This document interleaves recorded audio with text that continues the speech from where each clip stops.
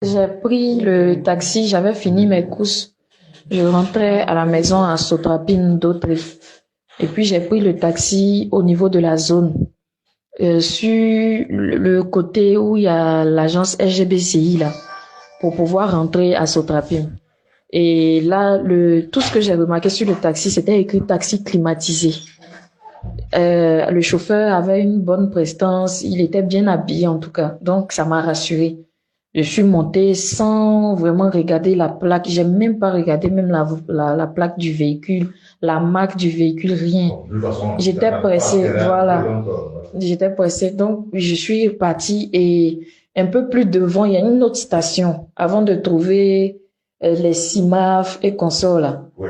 Il y a une autre station là. On a tourné à gauche.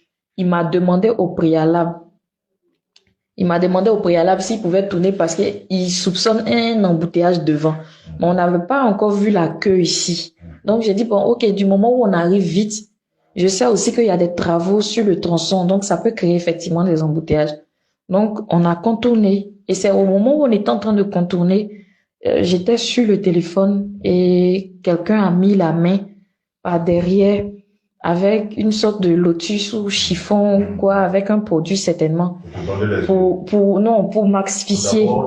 Voilà. Et j'ai essayé de me débattre pendant quelques minutes, mais je n'y arrivais pas. Et je me suis réveillée des heures plus tard, nue, dans un camion. Un camion, je ne maîtrise pas trop les types de voitures, mais c'est sous forme de benne avec les bâches en haut, les trucs en sec comme ça. Et c'est dedans qu'on était avec 4 autres filles. Il y a une qui était encore endormie. Non. Il y a une qui était encore endormie. Moi, j'étais en train de me réveiller. Et puis, les 3 autres, elles étaient déjà réveillées. Donc, certainement que moi, je suis venue après les 3 autres. Et puis, la dernière, elle est venue. Mais moi, j'étais en train de me réveiller. Et j'ai constaté les pieds bandés. C'est ça, les pieds attachés. Attachés, voilà, attachés. Et puis, les mains aussi attachées. Et avec la bouche. Mais ils nous ont laissé les yeux dans la voiture. Dans le camion. Oui, dans le camion. Et au bout d'un moment, on a fait une distance et on a pris, c'est comme si on est sorti de la route et on est allé, on a garé quelque part, ils nous ont bandé les yeux, ils ont enlevé le bandage qu'il y avait au niveau de la bouche pour nous mettre au niveau des yeux. En ce moment-là, tu n'as pas reconnu un peu l'endroit où vous étiez? Non, non, on était encore dans le camion. C'est dans le camion que le monsieur est monté pour nous bander. Non, on n'a pas vu dehors. Et il nous a rassurés, il nous a dit de rester tranquille. Si toutefois on restait tranquille, il n'allait pas nous faire de mal. Donc, il nous a bandé les yeux et on est descendu. On est descendu vu qu'on était nu-pieds. Donc, j'ai senti que je marchais sur des branches et puis des herbes. Et arrivé un moment, on est rentré dans une maison. Et dans la maison. Après plusieurs heures. Pas tellement, on n'a pas trop duré. On n'a pas trop duré. Et de mon réveil, hein, parce que à mon réveil, je savais pas où on était. Je savais pas aussi combien de temps j'avais fait dans le sommeil, je savais rien. Donc, on est descendu du camion et les yeux bandés, on est rentré dans une maison. C'est dans la maison que on nous a ouvert les yeux. Il y avait une dame, une maman, peut-être de la cinquantaine après. C'est pas une vieille, mais c'est une maman. Elle était un peu âgée. Elle avait les cheveux courts. Elle n'était pas noire. Elle était un peu bronzée. Un peu comme, elle était un peu bronzée. Donc, non. Elle n'était même pas claire comme moi. Elle est un peu bronzée. C'est elle qui nous a épilés. Elle a fait notre toilette en présence des gens armés là, qui étaient là. Ils étaient habillés comment? Ils étaient habillés en militaire. En tenue militaire? Oui, en tenue militaire. Maintenant, là, ils n'avaient pas mis de cagoule. Non, c'était un cache-nez. Le monsieur qui était là, c'était un cache-nez d'abord. Ceux qui étaient en cagoule, là, c'était devant. Le nombre de personnes? Ici, là, ils étaient 2. Il y avait un dans le véhicule et puis un à côté de la dame. Pour la dame, il y avait un seul. Il n'avait pas de cagoule. Il avait un cache-nez noir. C'est tout. Et la dame nous a fait les toilettes.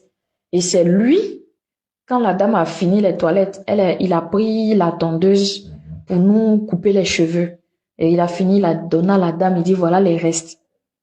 Donc, je sais pas ce que la dame a fait des cheveux, des poils, mais il lui a donné.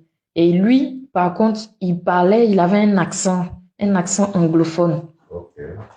Il avait un accent. La dame parlait comme nous. Elle était peut-être ivoirienne ou née en Côte d'Ivoire, mais elle parlait comme nous. Elle n'avait pas d'accent. Mais le monsieur qui nous a ton les cheveux, lui, il avait un accent. Et anglophone, quand un anglophone essaie de parler le français, là, avec les difficultés de la langue, il parlait comme ça. C'est lui qui était chargé de tondre les cheveux. Voilà, c'est lui qui nous a ton les cheveux. C'est lui aussi qui était là quand la dame nous épilait et autres. Et quand on a fini, ils nous ont rattachés encore, fermé les yeux. Ils nous ont ligoté à nouveau. Oui, ils nous ont ligoté à nouveau et on est sorti avec les yeux fermés. On est reparti, mais cette fois-ci dans un autre véhicule. Ok. Dans un véhicule plus grand que celui que nous avons envoyé.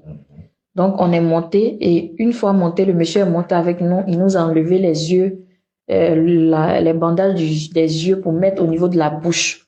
C'était toujours les mêmes bandages qu'on avait au niveau des yeux qui passaient à la bouche, de la bouche qui passait aux yeux. Mais dans le camion, on avait les yeux ouverts, mais la bouche fermée pour le voyage. Mais quand on arrivait quelque part, on avait plutôt les yeux fermés et la bouche ouverte. Et il nous demandait de ne pas crier, de ne pas faire de bruit. Donc, on est monté dans le camion et on a fait une longue distance au point où même on s'est endormi. Je me suis surprise même en train de dormir. Je me suis réveillée en sursaut. Les autres filles, d'autres dormaient. On a fait vraiment un long chemin sur une route bitumée. On n'est pas passé sur l'autoroute ou même comme ce qu'on attrapait à Boaké quand on venait où on a eu des petites secousses. On n'a pas eu ce genre de secousses-là. C'était plat. Jusqu'à arriver à un niveau où on est sorti. On est sorti de route. On est rentré dans un endroit où ça faisait bogo. Voilà. Et voilà. Et on était en train de rentrer légèrement quand,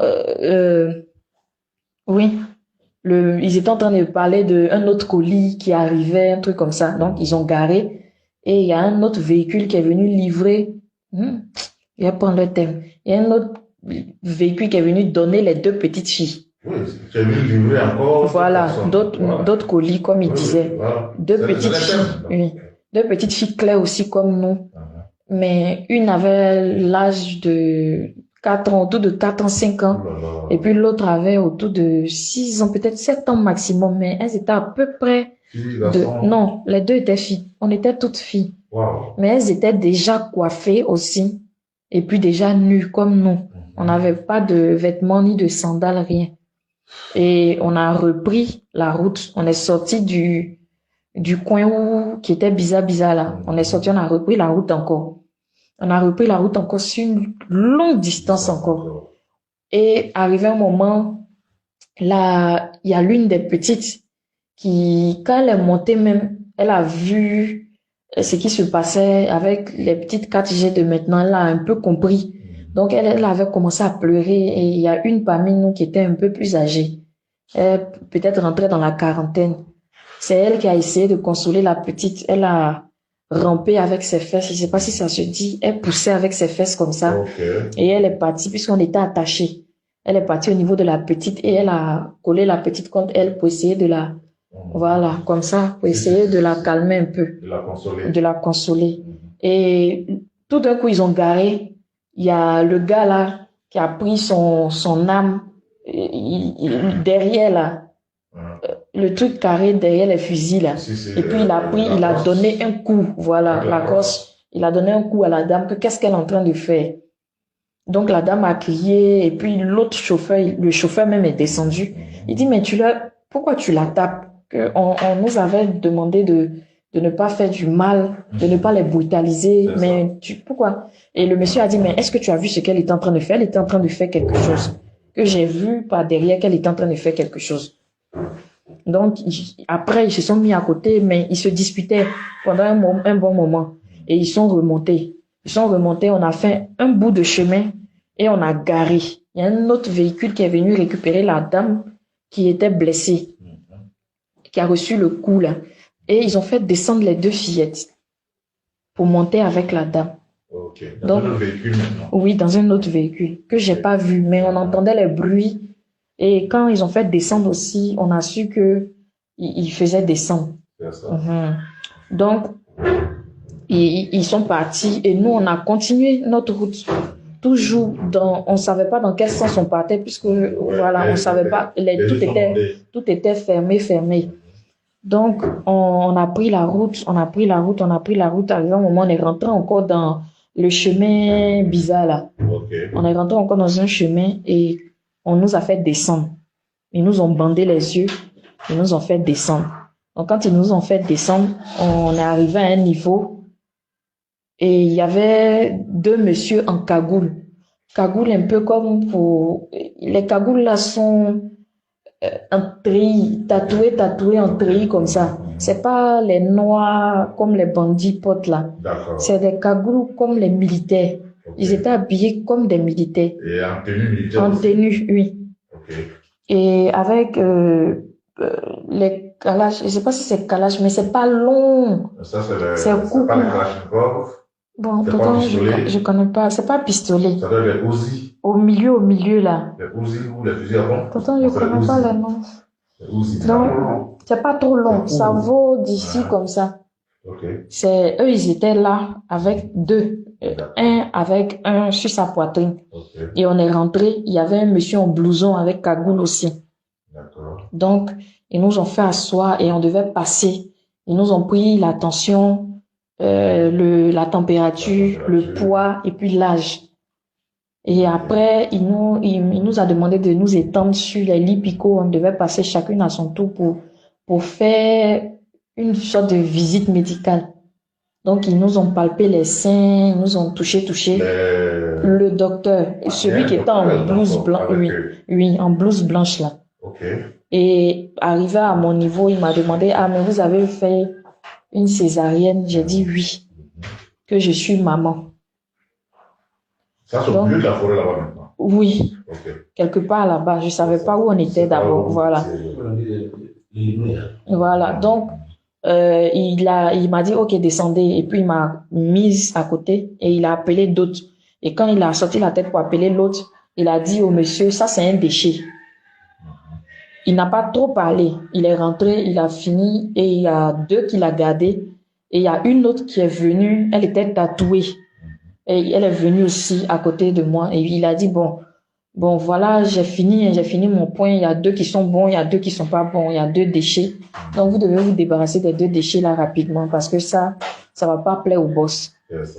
Donc, il y a l'autre qui a dit, mais est-ce qu'on va pas attendre de les emmener parce qu'on n'a pas d'autres, tout ça. Il a dit non, mais c'est pas aujourd'hui que j'ai commencé à travailler avec le boss. C'est pas ce qu'il aime qui est là. Donc, on peut pas les garder. On peut pas les garder.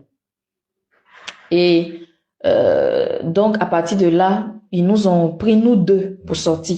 Mais ils ont oublié de nous attacher, voilà, comme le protocole habituel. Parce que apparemment, on partait se débarrasser de nous. Donc, il n'y avait pas à attacher encore nos yeux. Et la jeune fille qui était à côté de moi tatouée, elle a paniqué. Elle a commencé à crier. Et le docteur a dit, mais faites la terre, vous allez faire, on va nous repérer. Voilà. Donc, faites la terre. Et moi aussi, ils m'ont pris, ils m'ont bâillonné la bouche, les yeux. C'est maintenant même qu'ils nous ont tout attachés. Et elle continuait à crier et sa voix s'éloignait puisque j'avais les yeux maintenant fermés. Sa voix s'éloignait jusqu'à arriver à un moment où j'ai entendu un détonnement. Je pense qu'ils ont dû la battre. Et l'autre monsieur qui était resté avec l'âme là, c'est lui qui m'a mise dans la voiture, dans une petite voiture qui était là. Et il est monté devant. Et après le coup de fusil? Moi aussi, il partait me débarrasser, oui, mais je l'entendais plus crier. Mais le monsieur qui l'avait pris, lui, il était là-bas avec elle. Il restait un avec moi. Donc, lui, il m'a pris dans le véhicule pour aller se débarrasser de moi un peu devant. Donc, on a roulé un peu longtemps, pas trop longtemps. On a roulé quand même un peu.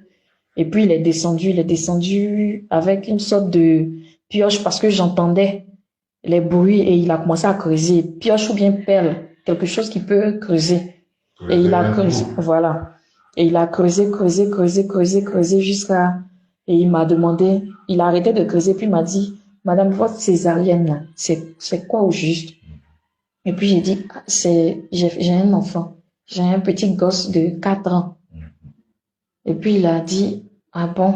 Et puis j'ai commencé à le supplier. C'est là en même temps j'ai enchaîné, pardonnez, ne me tuez pas s'il vous plaît, ayez pitié. Et pendant tout ce temps j'étais attachée, je me suis mise à genoux, j'ai commencé à pleurer, mais je criais pas. Je lui demandais pardon, que j'allais partir loin, tout. Et j'ai commencé à pleurer, pleurer, pleurer, pleurer. Et il a défait mes pieds et il a enlevé là le bandeau sur mes yeux. Il a défait les pieds, il a enlevé le bandeau sur les yeux. Mais mes mains étaient toujours attachées. Et il m'a fait signe pour dire qu'il n'a pas serré le fil, mais d'attendre quand il va partir. Voilà, quand il va prendre la voiture pour aller un peu plus loin, que j'entends plus les bruits de voiture, là je pourrais courir. Il a pris les pelles là, il a rebouché le trou comme s'il avait enterré quelqu'un. Il a tiré en l'air et puis il est monté, il a démarré sa voiture et puis il est parti. Donc quand il est arrivé à un niveau où j'entendais plus vraiment, c'est comme ça. Moi aussi j'ai commencé à courir, j'ai pas voulu rester là. J'ai commencé à courir, je suis rentrée dans la brousse, mais il faisait nuit, terriblement nuit, je savais pas où m'orienter. Donc je courais à l'aveuglette. Au bout d'un moment, la fatigue, puisque ça faisait 4 jours, j'avais pas mangé, j'étais vraiment fatiguée, épuisée, je me suis écoulée. Peut-être que s'ils étaient passés par là, ils m'auraient pris en même temps, mais je me suis écoulée. Et Dieu qui dort pas, j'ai dormi sous l'effet de la fatigue et arrivé à un moment, j'ai sursauté, je me suis réveillée en sursaut au milieu de la forêt, mais il faisait jour, il y avait le brouillard, le jour se levait, il y a le brouillard là-bas. Donc le jour se levait, il y avait le brouillard, il dit, oh Seigneur, il fait jour. Donc je me suis levée, j'ai commencé à marcher, je priais, je pleurais, je priais, je pleurais au fond de moi. Je priais et j'ai marché. Le soleil s'est levé, le soleil est descendu le soleil était en train de partir presque. Un peu comme quand le soleil devient orange, là. Quand ça descend et puis le coin devient, oui, il faisait soir, de 17 à 18 heures. C'est comme ça, il y a une dame qui était sur son vélo avec un monsieur, son mari peut-être. Et puis, je suis sortie sur la clairière, là, je les ai vus. Donc, je leur ai demandé de l'aide, mais ils m'ont pris pour une folle puisque j'étais nue. C'est ça. Mais ce monsieur qui a demandé à la dame, au moins, on peut la couvrir. Et la dame a pris son pain, elle m'a fermé. J'étais découragée, je savais pas où m'orienter. Ils m'ont pas aussi dit s'il y a une ville tout près. Et je suis rentrée dans la clairière, là, pour ne pas être sur les pistes.